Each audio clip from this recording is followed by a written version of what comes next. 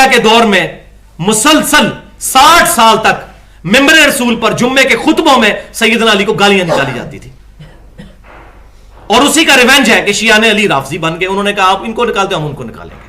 یہ بنو امیہ کی پروڈکشن ہے. وہ تو اللہ بھلا کرے، عمر بن عبدالعزیز 99 ہجری میں جب خلیفۃ المسلمین بنے، انہوں نے یہ سارے بکواسات نکال کر ان اللہ یأمرکم بالعدل والاحسان والی آیت جمعے کے خطبے میں داخل کی.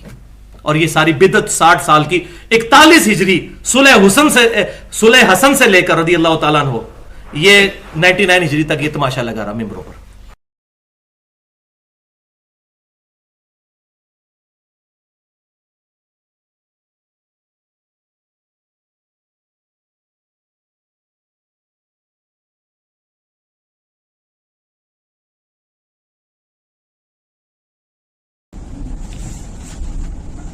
بے سند روایت نہیں لی جائے گی. آپ کے کربلا ریسرچ پیپر میں بے سند روایت موجود ہے. کوئی بے سند روایت نہیں. ذرا بتائیں کہ جو بے سند روایت کون سی حدیث میں نے اس میں بے سند لی ہوئی ہے. ذرا یہ جس کا سوال ہے وہ ایک پیپر پہ کون سی حدیث بے سند لی ہوئی ہے بتائیں.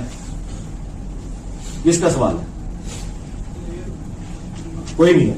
رہ گا جو نوٹ کے ساتھ میں نے مختلف لوگوں کے اقوال لیے ہوئے وہ نمبری میں تو نہیں ہے نہ وہ حدیث میں ہے. ہاں چونکہ وہ آپ کے اتنے بڑے ہیں کہ آپ کو حدیث سے آگے وہ محبوب ہے. جلال الدین سیوطی کا نام باپا جانی کس طرح لیتے ہیں؟ 72 دفعہ سر کی آنکھوں سے حضور کو دیکھا.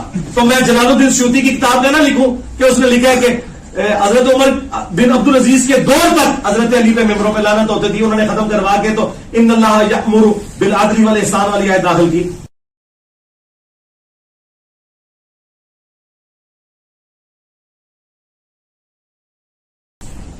جن لوگوں کو تم اللہ رسول سے بھی بڑا مانتے ہو میں ان کی کتابوں کے حوالے تمہیں نہ دوں.